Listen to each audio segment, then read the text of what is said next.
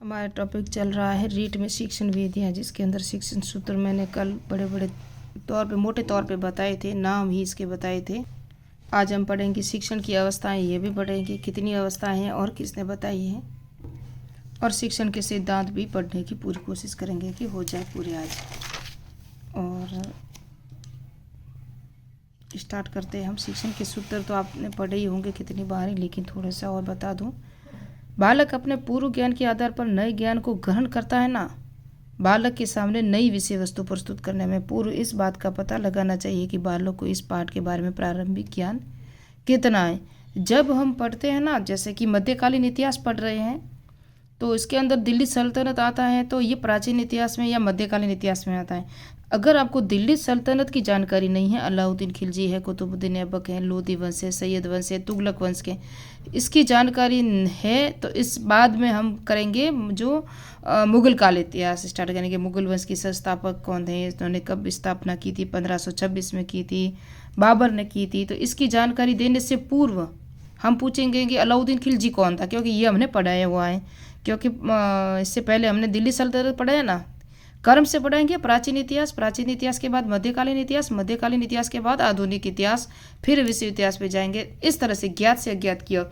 दिल्ली सल्तनत हमने पढ़ लिया है, तो थोड़े से उसके एमसीक्यू पूछेंगे, फिर हम स्टार्ट करेंगे मुगल काल या बाबर का जो भी स्थापना है वगैरह है, जो हम आगे बाद में पढ़ाएंगे। तो कुछ पूर्व ज्ञान के आधार पर हम उसको प्रश्न पूछेंगे बच्चों को, और पता होगा, नहीं होगा तो फटाफट 5 मिनट में उसको रिवीजन करेंगे, फिर से वापस आगे हम बढ़ेंगे। सरल से जटिल की ओर। जिस पाठ्य वस्तु की मानसिक क्रिया सरल हो उसे पहले प्रस्तुत किया जाना चाहिए। यानी कि जो सरल सब्जेक्ट है ना, उसके टॉपिक पहले पढ़ा लो आप, और धीरे धीरे कठिनता की ओर बढ़ते जाओ। ABCD पढ़ेंगे ना, पहले अ से अनार, आ से आम पढ़ते हैं, फिर आम, गाम, चाम वो पढ़ेंगे, मात्रा वाले बिना मात्रा वाले शब्द पढ़ेंगे। बाद के पाठ बाद में हम पढ़ाएंगे, और किधर जाना है, किधर चलना है, उस तरह से फिर उसको मिला के पढ़ाएंगे। पहले अ ब स द है ना, अ आ ई क ख ग घ पढ़ाएंगे, फिर उसको अक्षर मिलान कराएंगे। उस तरह से सरल की जटिल की ओर चलते जाएंगे। व्याकरण तो बहुत बाद में पढ़ाएंगे, तभी आपको पता चलेगा कि हिंदी शब्द क्या है। स्थूल से सूक्ष्म की ओर। छात्रों की कोई सूक्ष्म के लिए विचार है, तो पूर्व कोई स्थूल विचार बनाना चाहिए जो शैक्षणिक दृष्टि से उपयोगी हो। इसमें बालकों की रुचि, भावना और विचारों के साथ तात्कालीन संबंध स्थापित हो, है ना, तात्कालीन संबंध स्थापित हो, और बच्चों को क्रिया संबंधी कार्य कराने वाले हो, उससे कहते हैं सूक्ष्म कार्य। पहले छोटे कार्य कराओ, स्थूल कार्य बड़े, फिर धीरे धीरे धीरे छोटे कार्यों की तरफ आओ, और छोटे कार्य कराओ फिर बड़े की तरफ जाओ। यानी कि आप बच्चों को पहले चलना सिखाओ, पहले हाथ पकड़ के चलना सिखाओ, फिर वो गिरेगा, फिर उठेगा, फिर चलेगा, फिर चलाओ, धीरे धीरे धीरे धीरे वो चढ़ना, फिर चारपाई पे चढ़ना सीख जाएगा, फिर चेयर पे चढ़ना सीख जाएगा, उस तरह से फिर वो दौड़ना सीख जाएगा। विशेष से सामान्य सामान्य की ओर चौथा सूत्र है। पाठ्य वस्तु की विशेष बातें पहले रखनी चाहिए, उसके आधार पर सामान्य नियमों का निरूपण करना चाहिए। अधिगम अनुभव से तर्क की ओर। बालकों की जानी पहचानी वस्तु को उनके सामने रखकर उनके संबंधित प्रश्न पूछना चाहिए। उसके सामने बॉल रख दो, फिर बोलो कि क्या है, तो बॉल है। आप उसके सामने खिलौने रखोगे, घोड़ा, हाथी, जो भी, तो वो आप उसके नाम बोलेगा। बालक के अनुभव के आधार पर बना निरीक्षण और परीक्षण द्वारा उनके तर्क और शक्तियों का विकास इस सूत्र द्वारा दिया जाता है। इनकी क्लास में भी बच्चे देखो, पहले पैरोट दिखाते हैं, है ना, तोता, उसको दिखाया, फिर पैरोट बोला, पहले एप्पल दिखाया, एप्पल के बाद आपको सिखाया ये सेब है, तो एप्पल को देके उनको दिमाग में वो चित्र का उसका नाम आ जाता है, उस तरह से। पूर्ण से अंश की ओर। ये गेस्टॉट वाद आपको पता हो तो संपूर्ण आकार आधार है, सूझ का सिद्धांत है ना, वो इसी के आधार पर है। पूर्ण वस्तु और तथ्यों को एक साथ प्रस्तुत कर धीरे धीरे उनके अंशों के ज्ञान को और अग्रसर होना। अनिश्चित से निश्चित की ओर। बालक के मस्तिष्क में अनिश्चित और अस्पष्ट जानकारी का पता लगाकर अध्यापक उसके निश्चित विचारों को जब विभिन्न आधार प्रदान करता है, तो उसे ज्ञान में परिपक्व हो जाता है। विश्लेषण से संश्लेषण की ओर। और ये उद्देश्यों के आधार पर जब हमने पढ़े थे, ज्ञान है, भावात्मक है, संज्ञानात्मक है, 3 प्रकार के होते थे ना, ज्ञानात्मक, संज्ञानात्मक और भावात्मक। 3 उद्देश्य हैं जो ब्लूम ने बताए थे। उनके प्रकारों में विश्लेषण है, संश्लेषण है, ज्ञान है, प्रयोग है, बोध है ना, मूल्यांकन है, सभी है।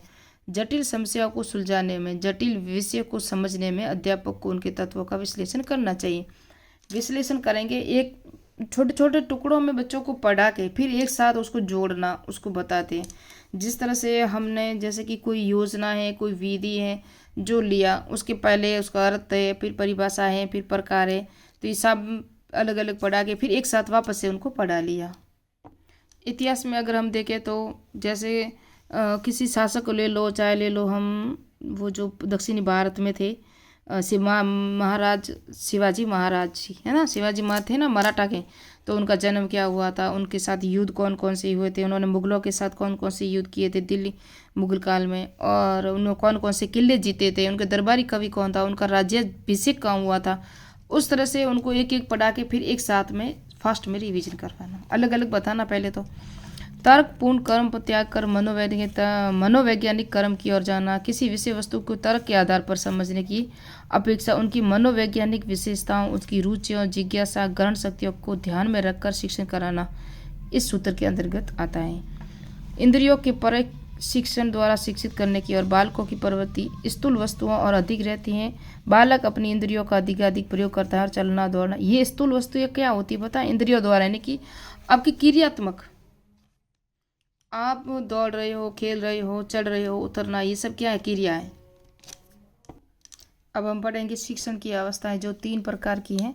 जैक्सन ने 1966 में दी थी 3 अवस्थाएं जो शिक्षण प्रक्रिया की वैज्ञानिक ढंग से 3 भागों में विभाजित किया गया। पूर्व क्रिया अवस्था, फिर अंत क्रिया अवस्था या उत्तर क्रिया अवस्था। पूर्व क्रिया अवस्था में क्या होता है, उद्देश्य का निर्माण निर्धारण होता है, पाठ्य वस्तु का चुनाव होता है। जब स्कूल हम बच्चे को भेजते हैं, ये देख सकते हो आप पूर्व क्रिया अवस्था, जब हम बच्चे को पहली क्लास में, दूसरी क्लास में जब बच्चे को स्कूल भेजते हैं, वो होती है पूर्व अवस्था में शिक्षण क्रिया है। जैसे उद्देश्यों का निर्माण निर्धारण, पाठ्य वस्तु का चुनाव, बुक्स कौन कौन सी लानी है, कौन सी जो नोटबुक लानी है, पेन वगैरह है, पेंसिल रबड़ है, शिक्षण शैली संबंधी है, शिक्षण की व्यू रचनाओं संबंधी है, शिक्षण युक्त या सामग्री का चुनाव जो हम करते हैं ना, बस्ता वगैरह जो भी ड्रेस वगैरह, वो बच्चे को जब पहली क्लास में हम भेजते हैं। अंत प्रक्रिया अवस्था वो होती है जो कक्षा के अंदर होती है, टीचर के द्वारा कक्षा की आकार की अनुभूति, छात्रों के स्तर का ज्ञान, क्रिया अथवा निष्पत्ति कार्य। शिक्षण की अंत प्रक्रिया में शिक्षक द्वारा कक्षा के अंदर की जाने वाली समस्त क्रिया आती हैं जो अंत प्रक्रिया। उत्तर अवस्थाएं वो होती हैं जो शिक्षण द्वारा व्यवहार परिवर्तन की जांच, यानी कि टीचर कहता है कि मैंने जितने पॉइंट या यूनिट पढ़ाई हैं उसका बच्चों पर क्या असर हुआ है, उन्होंने कितना ज्ञान अर्जन किया है, उनमें व्यवहार में क्या परिवर्तन हुआ है। मूल्यांकन भी किया जाएगा। प्राप्त परिणामों से शिक्षण नीतियों का परिवर्तन या शिक्षण विधियों के अनुसार पढ़ाना, फिर उसके अंदर जो परिवर्तन हुआ है उसके आगे आगे हम बच्चों को पढ़ाते जाएंगे, उसी के अनुसार बच्चों के ज्ञान के स्तर के अनुसार, बच्चों की रुचि के अनुसार आगे बढ़ते जाएंगे। अब शिक्षण के सामान्य सिद्धांत कौन कौन से वेरी इंपॉर्टेंट है। क्रियाशीलता का सिद्धांत, क्रियाशीलता बच्चा खुद करता है अपने शरीर की क्रियाओं द्वारा, हाथों द्वारा, पैरों द्वारा, चलना बैठना दौड़ना, ये सब क्या है, क्रियाशीलता है। तो बालक की शारीरिक और मानसिक क्रियाशीलता अधिक पाई जाती है। इसी कारण शिक्षण विधियों में ये प्रोजेक्ट विधि क्या है, क्रियाशीलता है, बच्चे खुद करता है, बच्चों को एक परिस्थिति दी जाती है, उसका चयन किया जाता है, फिर योजना निर्माण की जाती है, फिर उसका बाद में उसको क्रियान्वित किया जाता है, फिर उसका मूल्यांकन और लेखा जोखा किया जाता है ना, ये इसके सोपान है शिक्षण विधि के, प्रोजेक्ट विधि के। तो प्रोजेक्ट विधि क्या है, करके सीखता है बच्चा, खुद बात समझ जाता है। इसके अंदर टीचर होता है ना, वो मार्गदर्शक होता है, वो सिर्फ बच्चों को बताता है ऐसे ऐसे करो, निर्देश वगैरह देता है, सुझाव देता है, बाकी करता कुछ नहीं है। बच्चों को गाइडेंस करते हैं बच्चों को। मारिया मोंटेसरी, किंडरगार्टन विधि, ये सब इसी के उदाहरण है। अभिप्रेरणा का सिद्धांत, बालकों को सीखने, कुछ करने, पाठ पर्सन जो भी करने के लिए प्रेरित करना, उससे सीखने का काम आसान हो जाता है। बच्चों को मोटिवेशन करना, अभिप्रेरणा क्या है, मोटिवेशन ही है। आप पढ़ोगे तो आप आरएस बनोगे, यूपीएससी बनोगे, टीचर बनोगे, आगे बढ़ोगे, अपनी जानकारी बढ़ेगी, बिजनेसमैन भी बन सकते हैं, पढ़े लिखे बहुत सारे, आप इकोनॉमी वगैरह में जहाँ भी होंगे ट्रेंड हो जाओगे ना। तो ये अभिप्रेरणा का सिद्धांत है, बच्चों को मोटिवेट करना, सिखाना, किसी का उदाहरण देके, चाहे देश का प्रधानमंत्री हो, चाहे देश का राष्ट्रपति हो, चाहे आसपास में जितने भी हमारे यहाँ पर्यवेक्षक आते हैं ना, यूपीएससी शिक्षा अधिकारी वगैरह, बड़े बड़ी गाड़ियों में आते हैं, उनको दिखाकर भी आप उसको बच्चों को मोटिवेशन कर सकते हो। रुचि का सिद्धांत, जब बालक किसी पाठ, जॉब, आरएस, यूपीएससी की जो भी तैयारी करता है और बच्चा ठान लेता है कि मुझे यूपीएससी क्रैक करना ही है और उसकी रुचि है, तो वो आराम से सरलता से बन जाता है। निश्चित उद्देश्य का सिद्धांत, प्रत्येक पाठ का एक निश्चित उद्देश्य होता है। उद्देश्य का शिक्षक को ज्ञान होना चाहिए कि आज मुझे कौन सी यूनिट पढ़ानी है, चाहे हिंदी हो, चाहे सामाजिक अध्ययन हो, चाहे हिस्ट्री हो, इतिहास हो तो प्राचीन इतिहास में कौन सा टॉपिक पढ़ाना है, तो उसके अकॉर्डिंग आपको पूर्व ज्ञान से कुछ अभिलेख हैं, कुछ जानकारी होनी चाहिए। प्राचीन इतिहास में कितने भागों में बांटा है, प्राचीन इतिहास, मध्यकालीन इतिहास, आधुनिक इतिहास, है ना, इस तरह से। नियोजन का सिद्धांत, इसमें अध्यापक जी को यह पता पूर्ण जानकारी होनी चाहिए कि क्या पढ़ाना है। नियोजन किस विधि से, किस सहायक सामग्री के, अगर शिक्षण के दौरान कोई समस्या आ जाती है तो समाधान कैसे करना चाहिए, ये सब होता है, टीचर को पता होना चाहिए। इनकी प्रयोगात्मक विधि, प्रयोगशाला में ले जाके आप समस्या समाधान विधि से, प्रोजेक्ट विधि से, सामाजिकृत विधि से, मस्तिष्क उद्वेलन विधियाँ, ये सभी क्या है, बच्चों को पढ़ाने की विधियाँ हैं, किंडर गार्डन है, सब है। चयन का सिद्धांत, अध्यापक उस ज्ञान या सामग्री का चयन करना चाहिए जिससे बालक के लिए उपयोगी हो, बच्चा आराम से सीख सके। जीवन से संबंधित करने का भी सिद्धांत है, जो भी आप पढ़ा रहे हो बालक के जीवन से इर्द गिर्द संबंधित करके जीवन से जोड़कर पढ़ाना। चाहे आप आर्थिक समीक्षा पढ़ा रहे हो तो उसकी गरीबी से कि हमारे समाज की स्तर से, बच्चे को आपको ऐसा नहीं दिखाना कि आप कुछ हो, आपको दिखाना है बच्चे को कि आप सब कुछ कर सकते हो। क्या आप सब कुछ कर सकते हो, आपके लिए असंभव नाम की कोई चीज़ नहीं। सिर्फ आपके अंदर हौसला होना चाहिए, अभिप्रेरणा होनी चाहिए, मनोबल होना चाहिए। तो बच्चे को हमेशा मोटिवेट करके उसके जीवन से संबंधित ऐसा भी पढ़ा सकते हो कि आपका अगर आपके क्लास में बच्चा आ रहा है, उसका बाप अगर पापा बिजनेसमैन है तो बिजनेसमैन का उदाहरण देके आप भी बन सकते हो। अगर आप बच्चा वो आ रहा है, कोई एक बच्चा गरीब आ रहा है, उसका पापा है वो टैक्सी चला रहे है, तो उसको मोटिवेशन करना चाहिए कि आप टैक्सी न चला के आप इसके पापा के जैसे बन सकते हो, आप बिजनेसमैन बन सकते हो, आप आगे जाके हर एक लेवल पे जा सकते हो, विदेश में जा सकते हो, विदेश मंत्री भी बन सकते हो, यूपीएससी क्रैक कर सकते हो, आरएस क्रैक कर सकते हो। बच्चे को हर एक लेवल में व्यावसायिक ज्ञान होना चाहिए, उसको सामाजिक ज्ञान भी देना चाहिए। तो इनकी जीवन के इर्द गिर्द ये रूढ़ियाँ प्रथा, इन सबको तोड़ने के लिए संबंधित जो भी नियम वगैरह थे वो भी बताने चाहिए। जाति पाति को अलग रख के, जात पात का भेदभाव नहीं करना चाहिए टीचर को, है ना, किसी लेवल पे अमीर गरीब का भी नहीं करना चाहिए, ये जीवन से संबंधित है। व्यक्तित्व भिन्नताओं का सिद्धांत, सभी बालक बुद्धि, योग्यता, क्षमता, अभिरुचि के समान नहीं होते, इन सभी को ध्यान में रखकर शिक्षण कराना चाहिए।